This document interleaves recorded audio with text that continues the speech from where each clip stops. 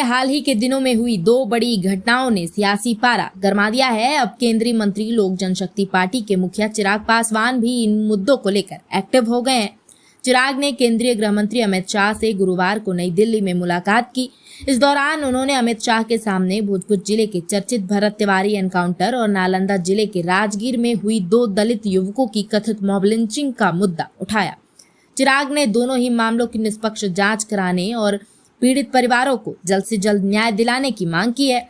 उन्होंने कहा कि इन दोनों केस पर आम जनता के बीच तरह तरह के सवाल खड़े हो रहे हैं, इसलिए इनकी पारदर्शिता से जांच कराना बेहद जरूरी है। केंद्रीय मंत्री चिराग पासवान ने गृह मंत्री अमित शाह से आग्रह किया कि भरत तिवारी एनकाउंटर और राजगीर मॉब लिंचिंग की जांच निष्पक्ष एजेंसी से कराई जाए।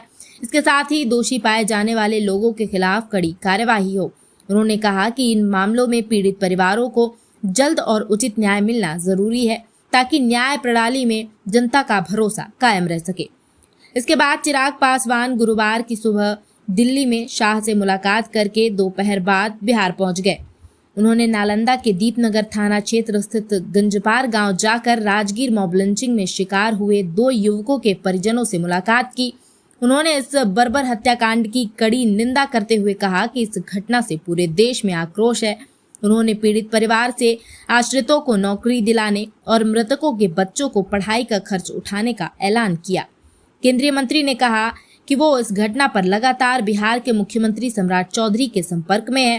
सीएम ने बताया है कि मामले में दोषियों की गिरफ्तारी हो चुकी है। बाकी आरोपियों की गिरफ्तारी के लिए वो खुद मामले की निगरानी कर रहे हैं। चिराग ने कहा कि एनडीए सरकार पीड़ित परिवारों को न्याय दिलाने के लिए प्रतिबद्ध है। सरकार अपराधियों को पकड़कर कानून का राज स्थापित करने की कोशिश में जुटी हुई है। केंद्रीय मंत्री चिराग पासवान शुक्रवार को भोजपुर जिले के शाहपुर स्थित बिलोटी गांव जाकर पिछले महीने पुलिस एनकाउंटर में मारे गए भरत तिवारी के परिजन से मुलाकात करेंगे। उन्होंने गुरुवार को पटना एयरपोर्ट पर मीडिया से बातचीत में कहा कि लोजपा का प्रतिनिधि मंडल पीड़ित परिवार से मिल चुका है।